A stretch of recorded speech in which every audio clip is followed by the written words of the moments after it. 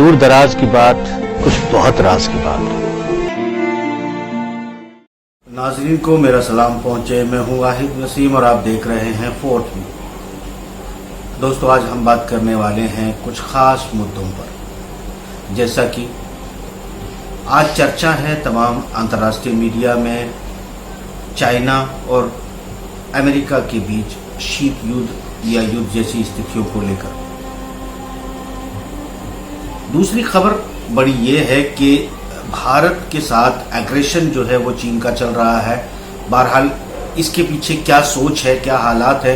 एक तरफ दुनिया कोविड-19 को लेकर अपनी मुसीबतों में मुब्तला है, दूसरी तरफ बॉर्डर पर एग्रेशन जैसी स्थितियां पैदा हो रही है।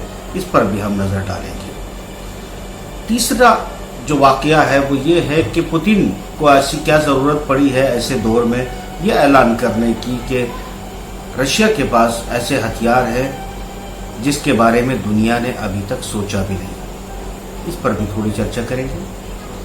चौथी बात पर हम बात करेंगे कि बहरहाल जब हम कोविड-19 के इस महामारी से बाहर निकलेंगे तो अर्थव्यवस्थाओं पर कैसा असर पड़ेगा, चीन और भारत के तनाव का अर्थव्यवस्था पर क्या असर पड़ेगा, पश्चिमी जगत ये तमाम मामलात को लेकर अर्थव्यवस्थाओं के इस खेल में कहां खड़ा है और क्या सोच रहा है और क्या गेम कर सकता है।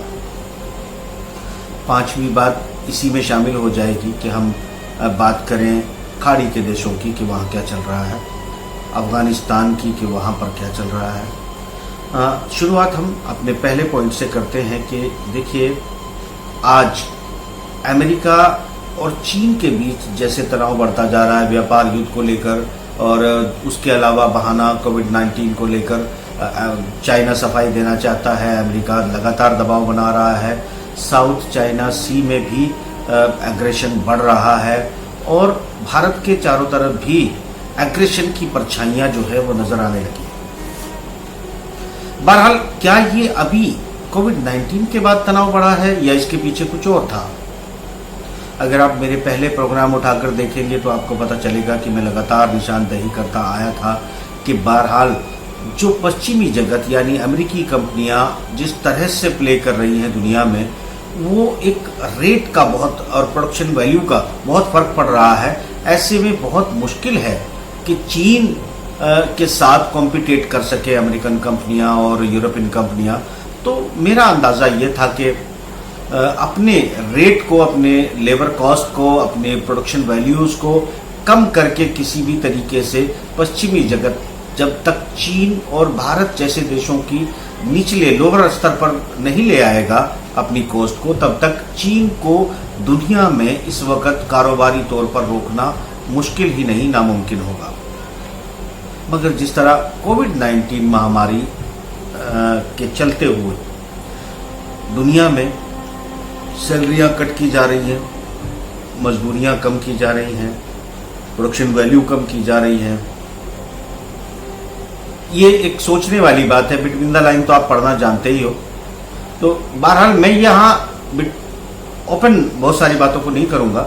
यहाँ फिर मैं अपनी एक बात कहना चाहूँगा कि जिस तरह से आज तमाम बहुत बड़ी बड़ी कंपनियों के बैंकक्रप्ट होने की संभावनाएं बढ़ती जा रही हैं।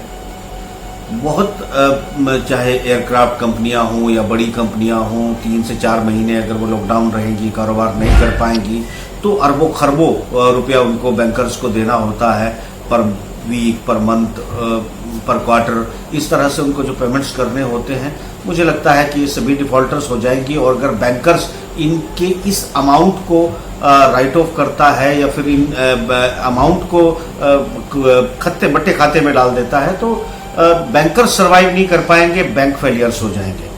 तो दुनिया की अर्थव्यवस्थाएं बहुत ही कॉम्प्लिकेटेड स्थिति में फंसती जा रही हैं। ये भी सही है कि लॉन्ग टर्म में शायद संभल जाएं, चूंकि चीन के साथ कॉम्पिटिट करने के लिए चीन की जो अर्थव्यवस्था है उसमें जो प्रोडक्शन वैल्यूज है उसको किसी तरह से दुनिया पर पाबंदी लगाकर बढ़ाया जाए और अपनी जो प्रोडक्शन वैल्यू है उसको कम किया जाए, ताकि लंबे दौर में भी चीन को कॉम्पिटिट किया जा सके और उसकी जो प्रोडक्शन कॉस्ट है उसको उसके बराबर आसपास कहीं लाकर अपनी अर्थव्यवस्थाओं को सेटल किया जाए।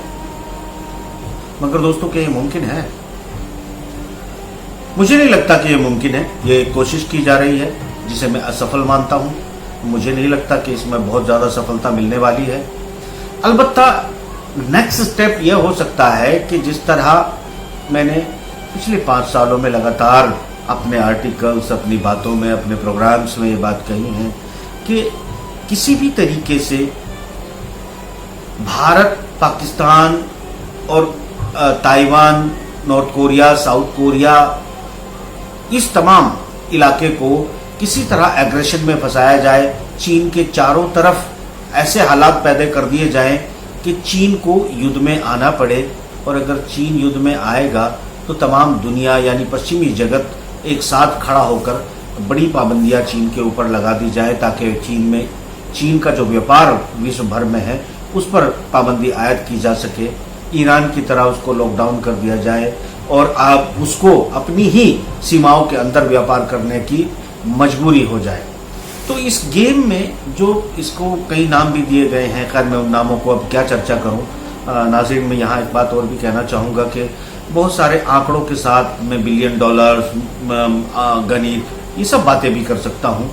इन सब के आंकड़े भी मेरे पास मौजूद है, किसकी अर्थव्यवस्था कितने बिलियन डॉलर पर नुकसान कर चुकी है, कहाँ खड़ी है, कैसे वो आएगी। मगर वो सब डाटा अगर मैं आपको दूंगा तो मुझे नहीं लगता कि उस डाटा से आपको कोई मतलब है या उस डाटा से आपको कोई फायदा या हानि हो पाएगी।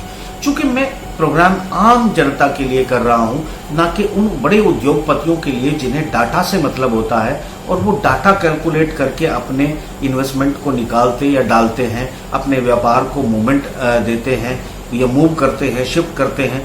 शायद आम जनता, मैं आम जनता की बात कर रहा हूँ, मैं सोशलिज्म की बात कर रहा हूँ। मुझे कैपिटलिस्टों से कोई मतलब नहीं है इस बात का, सिवाय इसके कि कैपिटलिस्टों की चाल आम जनता को समझा सकूं। एक बात और इम्पोर्टेंट है, मैं ये भी जानता हूं कि इस समझाने से मैं सिर्फ समझा पाऊंगा, दुनिया बदल दूंगा ऐसा मैं कोई ख्याल नहीं रखता हूं। उसकी वजह यह है कि जब तक सत्ताएं, राजा यानी आपके ऊपर जो सत्ता होती है, सत्ता के लोगों को, चंद लोग होते हैं, गिने चुने पूरी दुनिया में लोग होते हैं जो सत्ता पर होते हैं, उन सत्ता के लोगों को बहुत आसान होता है मैनिपुलेट करना, उनको मैनिपुलेट कर लिया जाता है। और किसी भी देश की जनता कितना भी बड़ा रेवोल्यूशन क्यों ना कर ले, कितनी भी बड़ी क्रांति क्यों ना कर ले, अपनी सत्ताओं से पार नहीं पा सकती। अलबत्ता रेवोल्यूशन करने के लिए, क्रांतियां करने के लिए भी संगठन होते हैं, उसके पीछे भी इसी तरह के खेल किए जाते हैं कि इस खेल कोई और रहा होता है और जनता को लगता है कि ये हमारी आवाज़ है और हम अपनी आवाज़ लेकर क्रांति कर रहे हैं। तो मैं किसी न क्रांति की बहुत उम्मीद करता हूं, न मैं किसी ऐसी उम्मीद पाल के बैठा हूं कि सत्ताओं के चुंगल से या उनके दबाव से किसी देश की जनता बाहर निकल सकती है या अपनी सत्ताओं की सोच के विपरीत जाकर कोई काम कर सकती है। न मैं ऐसी गलतफहमी में हूं, न ऐसी गलतफहमी आप लोगों को दे रहा हूं। सिर्फ महज के आपको जानकारी रहे इसलिए ये प्रोग्राम कर रहा हूं। देखिए, अब जो आने वाली जो हालात हैं वो ये है कि एग्रेशन आपको सीमाओं पर दिखाई दे रहा है। ये वो निशानदेही है जो हम पहले से करते आए हैं, यानी घेराबंदी तो कुल मिलाकर चीन की ही है, मगर क्या सिर्फ चीन की है? अलबत्ता मेरे पुराने प्रोग्राम अगर आप उठाकर देखेंगे तो उसमें आपको पता चलेगा कि सिर्फ चीन की नहीं, बल्कि चूंकि लो कॉस्ट प्रोडक्शन में भारत को भी महारत हासिल है, यहाँ उद्योग के लिए जगह भी है, उद्योग है भी, और लो कॉस्ट लेबर भी यहाँ पर मौजूद है। तो दूसरी चुनौती अगर कोई दुनिया के लिए बन सकता है वो भारत था। अब सवाल यह है कि अगर भारत और चीन आपस में टकरा जाते हैं तो इसमें फायदा किसका और नुकसान किसका? यकीनी तौर पर नुकसान चीन और भारत का, और फायदा उन पश्चिमी जगत का, उन कैपिटलिस्टों का जो इन दोनों बाजारों को खत्म करके दुनिया में अपने बाजार को खड़ा करना चाहते हैं, अपनी अर्थव्यवस्थाओं को मजबूत करना चाहते हैं और अपने राज को हमेशा कायम दायम रखना चाहते हैं। अगर एक तरफ हम अमेरिकन पॉलिसी को देखते हैं, इस वक्त के हालात को देखते हैं, तो कैसे दबाव बनाने का वो काम करते हैं, आप थोड़ा सा गौर कीजिएगा। एक तरफ आज जब सीमाओं पर तनाव है तो ये सही बात है कि चीन की जाजती है कि वो हमारी सीमाओं की तरफ बढ़ रहा है और चौकियां बना रहा है, बंकर बना रहा है, 100 से ज्यादा जो अपने कैंप है वो लगा चुका है और डोकलाम की तरह ही शायद वो कंस्ट्रक्शन भी शुरू कर दे। तो ये सूरत हाल में हम इसको बिल्कुल अप्रूव नहीं करते हैं। भारत की अपनी संप्रभुता का सवाल है, हम भारतीयों को इसका विरोध भी करना होगा और अगर जरूरत पड़ी तो माकूल जवाब भी देना पड़ेगा। मगर चीन के इस मामले के इस स्टेप के खिलाफ अमेरिका भारत के साथ दिखाई देता है कि भारत जो है अपनी संप्रभुता के लिए आगे बढ़ सकता है।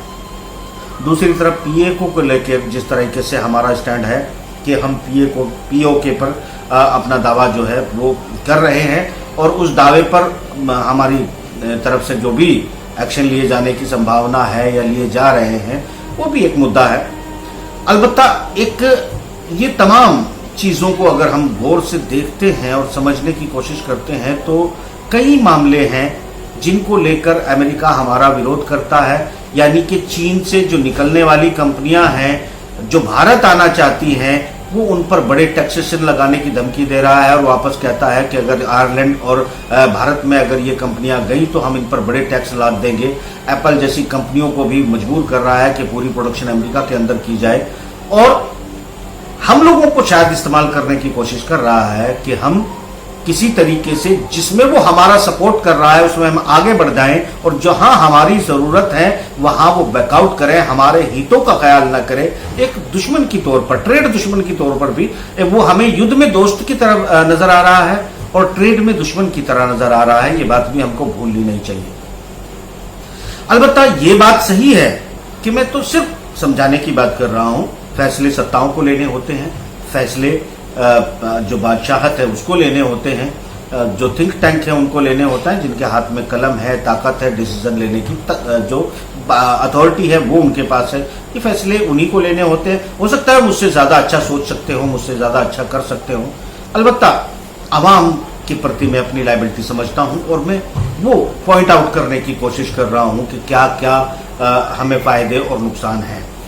अब सवाल ये है कि तमाम अंतर्राष्ट्रीय मीडिया और चीन के सफीर ने भी आज ये कहा है कि चीन के विदेश मंत्रालय की तरफ से कहा गया है कि अमेरिका हमें बहुत तेजी से जो है शीत युद्ध की तरफ घसीट रहा है। सवाल ये उठता है कि चाइना संभल कर लफ्जों का इस्तेमाल करता है, क्या वो सिर्फ शीत युद्ध की तरफ घसीट रहा है या युद्ध की तरफ घसीट रहा है? ये भी एक सोचने वाली बात है, पॉइंट आउट करने वाली बात है, इस पर गौर कीजिएगा।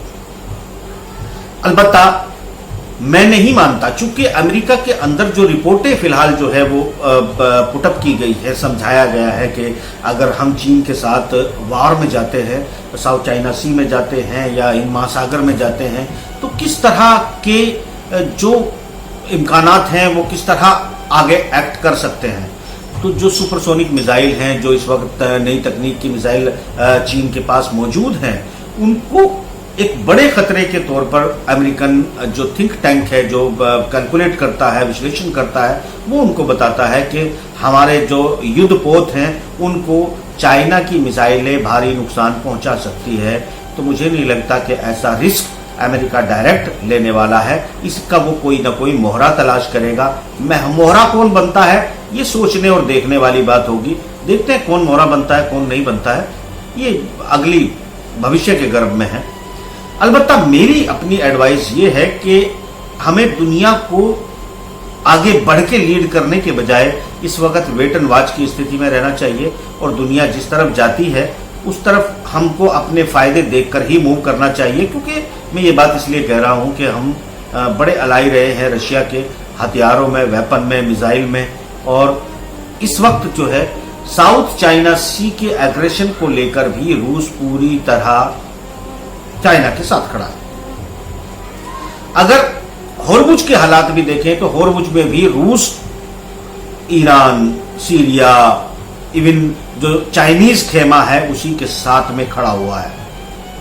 ऐसे में हमें बड़ा मुश्किल हो जाता है फैसला करना कि जो ट्रेड वार में हमको अमेरिका धमकी देता है और वार के लिए उकसाता है, क्या हमें वार अमेरिका के लिए कर लेनी चाहिए, अमेरिका के हितों के लिए कर लेनी चाहिए और हमें रूस को दरकिनार कर देना चाहिए, या हमें भारत को एक शक्तिशाली देश बनाने के लिए रूस का साथ लेकर, रूस की के साथ मिलजुल कर हमें अपनी ताकत का निर्माण करके फिर से अपनी शक्ति को समेटना चाहिए। ये बहुत कुछ छोटे छोटे इंपॉर्टेंट पॉइंट है। अलबत्ता अगर ये वार होती है जो शीत युद्ध का कहलाएगी या फिर वार में बदल जाएगी, ये तो आने वाले कुछ महीनों के गर्त में बात छुपी है। चूंकि लॉकडाउन से निकलना, बिना किसी युद्ध के दुनिया को ओपन कर देना और ओपन करके अर्थव्यवस्थाओं को रन कर लेना, मुझे लगता है कि जिन्होंने इस गेम में बड़ी मेहनत की है उनका मकसद जो है वो अधूरा रह जाएगा। तो वो मकसद अधूरा अपना रहने देंगे ऐसा मुझे बिल्कुल नहीं लगता।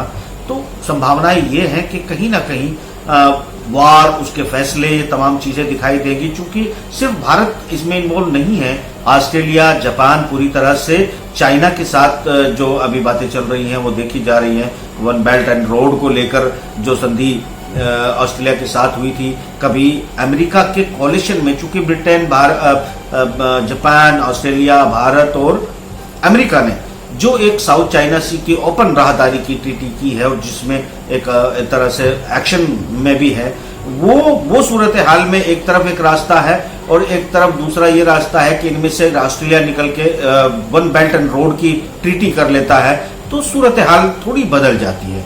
अगर बात अमेरिकी थिंक टैंक, पेंटागन और इन तमाम चीजों को हम देखते हैं कि क्या ये एग्रेशन जो है वाकई अमेरिका इसको बहुत सीरियसली इम्प्लीमेंट करने वाला है, तो इसमें एक बात आपको और सोचनी पड़ेगी कि अभी इजराइल ने अपनी बंदरगाह की टीटी 25 साल के लिए चाइना के साथ कर ली है। इसका मतलब ये है कि इजराइल चाइना के साथ व्यापार करने में भारी इंटरेस्टेड है और अगर वो चाइना के साथ व्यापार करता है तो इसमें ये समझा जाएगा कि किसी न किसी तरह रूस को कन्विंस करने की कोशिश कर रहा है ताकि वो अपनी यरूशलेम की पोजीशन के साथ बना रहे और अमेरिका के साथ, ब्रिटेन के साथ, फ्रांस के साथ मिलके वो अपना जो एग्रेशन उसका वेस्ट बैंक के लिए है उसको भी आगे बढ़ाए और रूस को भी कन्विंस कर ले ताकि वो उसको ना रोके। ये कुछ बहुत गहरी डिप्लोमेसी जो है कोशिश कर रहा है इजराइल खेलने की और वेस्ट बैंक को अपने अंदर समेटने की, मिलाने की, जबकि फिलिस्तीन की तरफ से जो पूर्व संधियां हैं वो खत्म की जानी शुरू हो चुकी हैं।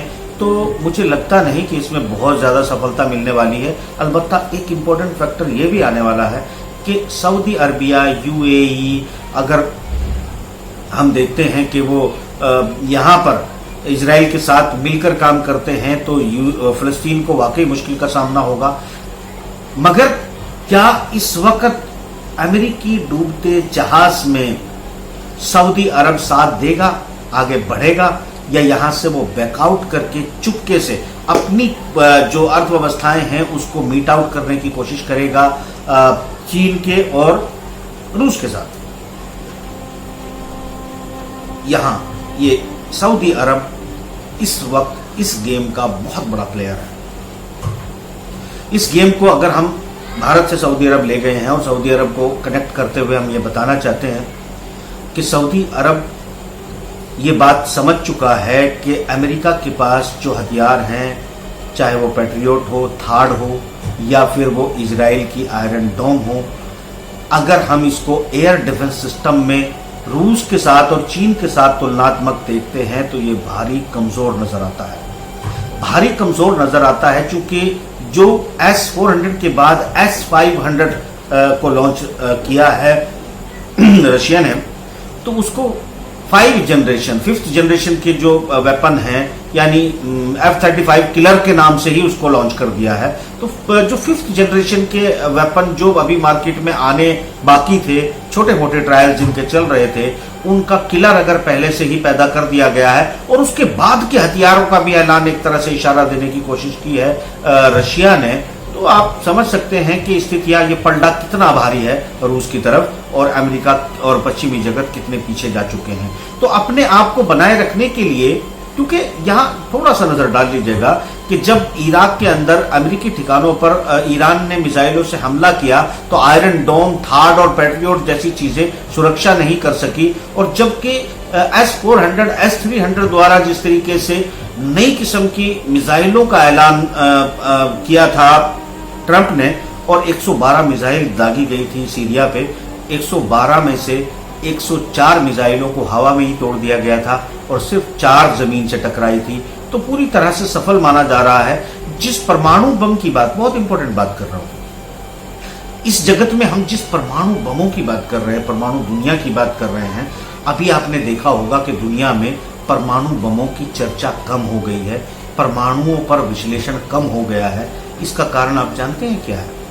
इसका कारण सीधा सा है कि परमाणु बम किसी के पास हो, उनको हवा में तोड़ने, डिस्ट्रॉय करने जैसे वेपन तैयार हो चुके हैं। यानी जब परमाणु हमले किए जाएंगे, अटैक किए जाएंगे, बहुत कम चांसेस है कि वो परमाणु हथियार जमीन तक आए।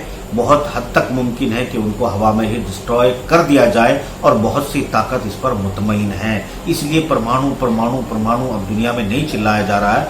5th और 6th जनरेशन की बात की जा रही है और बहुत ऐसी तकनीकों की बात की जा रही है जिनका नाम लेना कबल वक्त होगा। वैसी तकनीकें उपलब्ध हो चुकी हैं जिसको अभी जग जाहिर भी नहीं किया जा चुका है। तो हम लोग सिर्फ पपेट हैं, चेस के मोहरे हैं। हमको उठाकर इधर से उधर रखा जा रहा है और वो मोहरे जो हैं हम एक्ट कर रहे हैं जैसे हम चेस के प्लेयर जिस तरीके से हमको रख रहे हैं, हम आसानी से मूव कर रहे हैं किसी प्लेयर के लिए। तो यहां पर आप बच जाएंगे ऐसा नहीं है, क्योंकि जो मोहरे होते हैं वो निर्जीव होते हैं, उनमें खुद उठकर चलने की ताकत नहीं होती है। तो मैं फिर किसी गलतफहमी को आपको आश्वासन नहीं दे रहा हूं, किसी तरह का कोई ऐसा बात आपको नहीं कह रहा हूं जिससे आप लोग जो है ये समझ लो कि मैं कोई इससे निकलने के रास्ते सुझा रहा हूं। ऐसा बिल्कुल नहीं है, क्योंकि चेस के मोहरे निर्जीव होते हैं और उनको दूसरा ही कोई उठाकर रखता है, वो रखे जाते हैं। वो सह चाहे मात हो या सह हो, ये उनकी मर्जी पर डिपेंड नहीं करता है। तो मोहरे चल रहे हैं, चलते रहेंगे। एक बात मुझे लगता है कि तमाम हम बड़े सगीर के लोगों की बात कर रहे हैं कि अगर हम इस वक्त जो है एक्रेशन में जाते हैं तो मुझे नहीं लगता कि हमारा कोई लाभ होने वाला है। अलबत्ता अगर हम लोग कुछ दिन होल्ड कर लेते हैं तो ताइवान, दक्षिण कोरिया, इस तमाम इलाके में ये शिफ्ट होता हुआ नजर आएगा। ऑस्ट्रेलिया की तरफ ये शिफ्ट होता हुआ नजर आएगा, जापान की तरफ ये शिफ्ट होता नजर आएगा। मगर ऐसा होना मुश्किल है, बल्कि नामुमकिन है, क्योंकि किसी न किसी तरह पश्चिमी थिंक टैंक को भारत या माफ करना चीन को जो है वो उलझाने की एक कवायद है, क्योंकि उसकी प्रोडक्शन कैपेसिटी कॉस्ट इतनी लो है कि उसके साथ अमेरिकी जगत कोविड-19 के बहाने अपनी कंपनियां बंद करके, अपने बेरोजगारी बढ़ा के, लेबर कॉस्ट 50-60% कम करके भी मीट आउट नहीं कर सकता। और बहुत सी कमोडिटी जो है, बहुत सारे मेटल्स ऐसे हैं जिन पर चीन की बादशाहत है, उसके बगैर हथियार और बहुत सारी चीजें नहीं बनाई जा सकती। तो चीन की जरूरत बहुत सारी चीजों में है। उन चीन तक पहुंचने के लिए इन देशों को भारी स्ट्रगल करना पड़ेगा। 5 से 10 साल लग सकते हैं, एक दिन में ये होने वाला नहीं है। मुझे नहीं लगता कि इस व्यापार युद्ध में पश्चिमी जगत जीत पाएगा। अगर युद्ध हुआ तो उसमें भी जीत पाएगा, इसकी भी संभावना कम है, मेरी अपनी ओपिनियन है। अलबत्ता इस साल के देखिए अभी सबसे बड़ा इशू, अब हम अगले बात में ये सब कुछ मैं यहीं पे छोड़ता हूं, इससे आगे हम नेक्स्ट एपिसोड में बढ़ेंगे कि इसकी और एक एक फ्रेम पर डिटेल वर्क करें और एक एक चीज को उठाकर समझाने की कोशिश की जाए। फिलहाल हम अर्थव्यवस्था के इस पहलू पे आ जाते हैं कि हम कहां जा रहे हैं, किस तरीके से जा रहे हैं। मुझे ऐसा लगता है कि अगर हम दुनिया की अर्थव्यवस्था की बात करें तो हम उनके साथ नहीं चल सकते। दुनिया, चूंकि अमेरिका चाहता है कि अमेरिकी सरहदों के बीच में वो तमाम उन अपनी कंपनियों को ले आए जिससे भारी रोजगार पैदा हो, प्रोडक्शन क्वालिटी पैदा हो और लोग खुशहाल रहे अपनी सरहदों के अंदर, और दुनिया से अपनी फौजों के खर्चे कट करे, फौजियां कम करें और तकनीकी तौर पर अपने आप को पावर करे। चीन ने जिस तरह से किया है कि अपनी प्रोडक्शन बढ़ाई है, फौज का मैन पावर कट किया है और ऑटोमेशन फौजी पावर को बहुत हाई किया है। रशिया ने भी कुछ ऐसा ही किया है, अमेरिका भी शायद ऐसा ही कुछ कर रहे, इसका प्लान आगे लेके बढ़ सकता है। अलबत्ता जो है अभी ऐसी ताकतों के बीच में हम मोहरे मात्र नजर आते हैं बहुत सारे देश। गल्फ पर हम अगला एपिसोड करेंगे, पूरी तरह समझाएंगे कि बेसिकली सऊदी क्या कर सकता है, ईरान क्या कर सकता है और किसको कौन उकसा रहा है, कहां तक पहुंचने वाले हैं। हम अगले एपिसोड में इस पर भी बात करने वाले हैं। फिलहाल शायद वहीं से उसको स्टार्ट करेंगे और फिर घुमा के यहाँ तक लेके आएंगे। एक ही चीज यहाँ पर हम अर्थव्यवस्था पर बात कर रहे थे, तो मैं छोटा सा आपको एक हिंट देता चलता हूँ कि आने वाले दिनों में सोना बहुत कीमती होगा अगर जरा भी युद्ध छिड़ा या व्यापार युद्ध छिड़ा। दोनों सूरत हाल में सोना पूरी दुनिया में इस साल के आखिर तक 50,000 रुपए, इंडियन करेंसी में बता रहा हूं, 50,000 रुपए तोला से भी आगे निकल सकता है। क्योंकि अगला कीमती मेटल अगर कोई होगा, करेंसी के तौर पर अगर कोई होगा, तो वो गोल्ड होगा, सोना होगा। इसको एक तरह से आपके लिए एडवाइस, मशवरा, या जो आप समझते हैं समझ लीजिएगा। मैं अपना फर्ज समझते हुए बात को बताते हुए चल रहा हूँ। चूंकि बहुत सारी ऐसी कहानी है जिनका मैं डिस्कस आपके साथ नहीं कर रहा हूँ। बहुत सारी ऐसी चीज़ें पशे पर्दा हैं जिनको मंजर आम पर लाना मुश्किल है, और बहुत सारे ऐसे हालात हैं जो होने जा रहे हैं। तो अब हम अगला एपिसोड, क्योंकि इसमें शायद आधा घंटा पूरा होने को है, तो हम इसमें पूरी बातें नहीं कर सकते। टाइम की कमी की वजह से हमें ये बात यहाँ इसलिए ख़त्म करनी पड़ेगी कि भारत की एक जो इकोनॉमी है, अर्थव्यवस्था है, उसको ओपन कैसे किया जाए, इस पर अलग से एक एपिसोड होगा। और मैं सरकार को कोशिश करूँगा मशवरा देने की कि वो किस तरीके से बड़ी आसानी से निकल सकते हैं। अगर ऐसा न किया गया तो हमारी अर्थव्यवस्था फंस जाएगी। हम व्यापार युद्ध में फंस सकते हैं, युद्ध में फंस सकते हैं, चाल में फंस सकते हैं। हमें एहतियात बरतने की ज़रूरत है। मुझे नहीं लगता कि हमारी कोई ऐसी मजबूरी है कि हमें मोहरा बनना चाहिए। बाकी आप मालिक हैं, कुछ भी कर सकते हैं। इस प्रोग्राम में आज इतना ही। अगले एपिसोड का इंतज़ार कीजिए। इंशाल्लाह 2 वादे, एक गल्फ और दूसरा भारतीय अर्थव्यवस्था से कैसे निकले, इस पर हम इंशाल्लाह बात करेंगे। फिलहाल इतना ही। खुदा हाफिज़। देखते रहिए मेरे साथ।